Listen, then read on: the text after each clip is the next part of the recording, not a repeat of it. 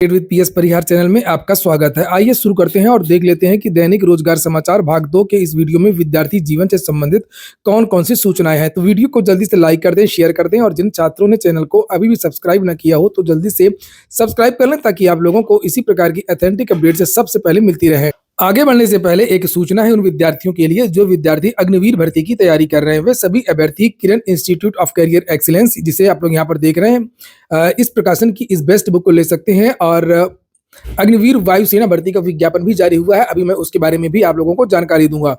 यहाँ पर देखिए लिखा है कि गैर विज्ञान विषय ग्रुप वाई की ये प्रैक्टिस वर्क बुक है, जिसे आप लोग देख सकते हैं। और किसी भी प्रतियोगी परीक्षा की तैयारी करने के लिए प्रैक्टिस सेट का महत्वपूर्ण योगदान होता है। और वहां पर ये प्रैक्टिस सेट है जिसमें प्रश्नों की जो व्याख्या वो काफी अच्छी तरीके से दी गई है। 2022 के हल प्रश्न पत्र भी आपको इसमें मिल जाएंगे और साथ में इंग्लिश तर्कशक्ति और समाज जागरूकता का पूरा जो हिस्ट्री मटेरियल है वो इस पुस्तक में मिलेगा। इसी तरीके से विज्ञान विषय ग्रुप एक्स की भी बेस्ट बुक आती है किरण इंस्टीट्यूट की अग्निवीर के लिए, जिसमें 40 सेट आपको देखने को मिलेंगे।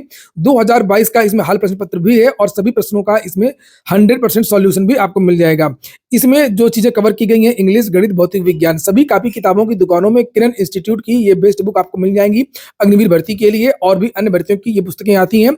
और अगर आप लोग ऑनलाइन मंगवाना चाहते हैं तो उसकी लिंक मैंने डिस्क्रिप्शन बॉक्स में दे दी है। ये आज ही के समाचार पत्र जिसे आप लोग यहाँ पर देख रहे हैं, और ये नोटिफिकेशन जारी हुआ है भारतीय वायुसेना का और join Indian air force as Agniveer Vayu. Online पंजीकरण की जो डेट है वो 17 जनवरी से इसका जो ऑनलाइन आवेदन है वो शुरू होंगे और लास्ट डेट यहाँ पर लिखा हुआ है 6 फरवरी। सारी जानकारी नोटिफिकेशन में ही दे दी गई है। और अगर आप लोगों को विस्तृत नोटिफिकेशन चाहिए तो फिर आप लोग मेरा टेलीग्राम चैनल ज्वाइन कर लीजिए।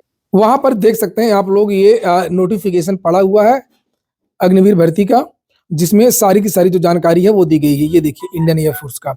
और इसके पहले जो मैं आप लोगों को दिखा रहा था वो समाचार पत्र की विज्ञप्ति थी।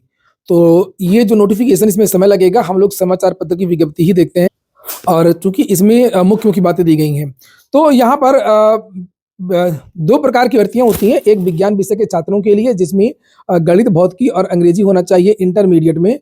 और दूसरा जो है वो यहाँ पर लिखा है कि विज्ञान विषय के अलावा जो छात्र हैं ये विद्यार्थी, पहले एक टेक्निकल वैकेंसी आया करती थी, गैर टेक्निकल, उसी प्रकार की ये वैकेंसी है।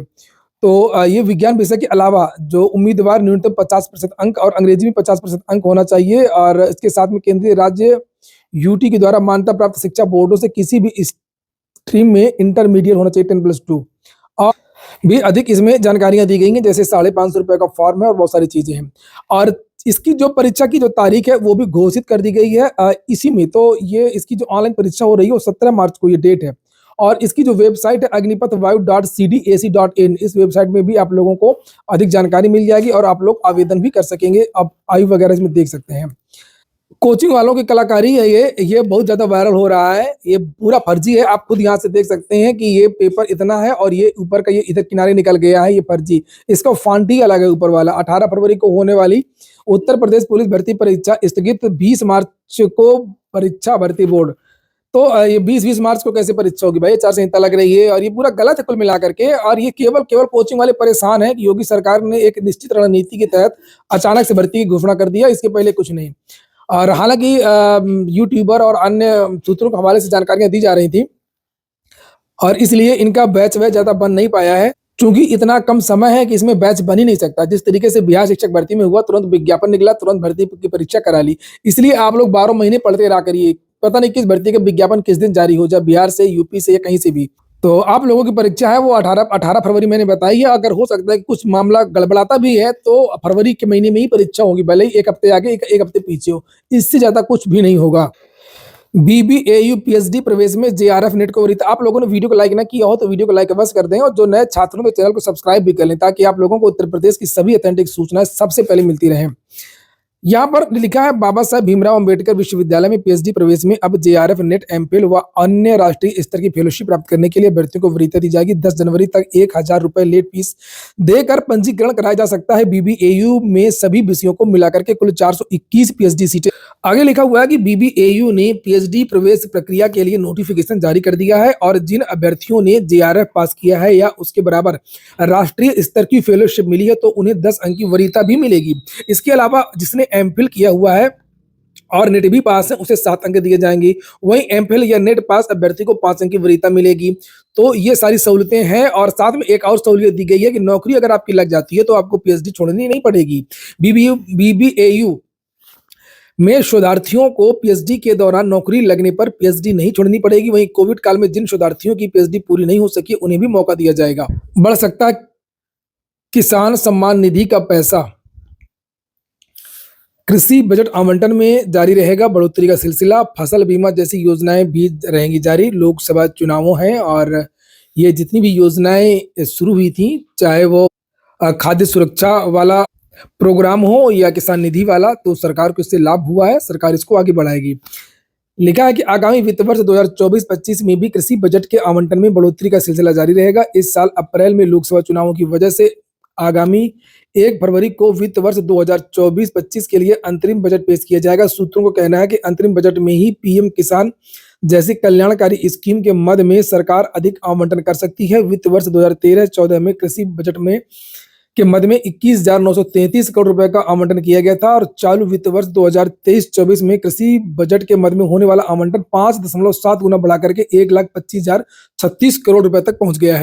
चलिए कुछ वैकेंसीज को देख लेते हैं। दिल्ली प्रौद्योगिकी विश्वविद्यालय से वैकेंसी आई है, कई प्रकार की वैकेंसी है। लिखा Delhi technological university invites application in prescribed format from interested retired professors officials from reputed government institute organizations for engagement against various posts such as adjunct faculty, professor emeritus, honorary faculty and visiting faculty।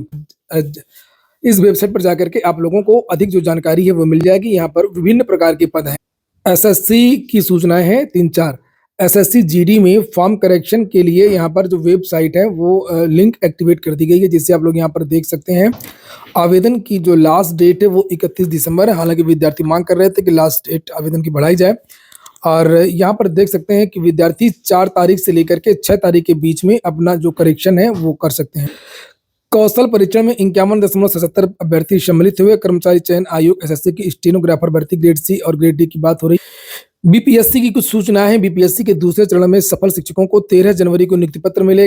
Supplementary result के बारे में भी जानकारी दी गई है। हालांकि मैंने कल इसके बारे में शाम को ही वीडियो बना दिया था। बीपीएससी 14,762 पदों के लिए निकालेगा परिणाम। शिक्षा विभाग ने रिक्तियां भेज दी हैं। पूरक रिजल्ट जल्द जारी होगा। वर्तमान जो भर्ती चल रही है टीआरई 2.0, इसमें 70,000 पद थे पहले और बाद में जो टीआरई 1 थे उसके 50,263 पद जोड़ दिए गए, इसलिए 1,20,000 पदों पर भर्ती हुई है। निजी क्षेत्र में भर्तियां बढ़ सकती हैं इस साल। लिखा है इस साल 8.3% ज्यादा होंगी भर्तियां। विनिर्माण, बैंकिंग, वित्तीय सेवाएं, बीमा, वाहन, खुदरा और यात्रा क्षेत्र में रहेगी मांग। नई नियुक्तियों में इस साल 8.3% वृद्धि की उम्मीद है। सबसे ज्यादा मांग विनिर्माण, बैंकिंग, वित्तीय सेवाएं, वाहन, बीमा, वाहन, खुदरा और यात्रा क्षेत्र में रहेंगी। आज के वीडियो में शीतलहर बढ़ गई है और सभी माध्यमिक स्कूल सुबह 10 से 3 बजे तक खुलेंगे। अब इसके लिए आदेश जारी कर दिए गए हैं, जिसे आप लोग यहाँ पर देख सकते हैं। अभी तक ये विद्यालय 8:50 से लेकर के 2:50 तक खुले रहते थे। वहीं पर ठंड को देखते हुए कई जिलों में पहले से ही नर्सरी से लेकर के कक्षा 8 तक के विद्यार्थियों की 6 जनवरी तक छुट्टी कर दी गई है। पूरा वीडियो सुनने के लिए बहुत बहुत धन्यवाद।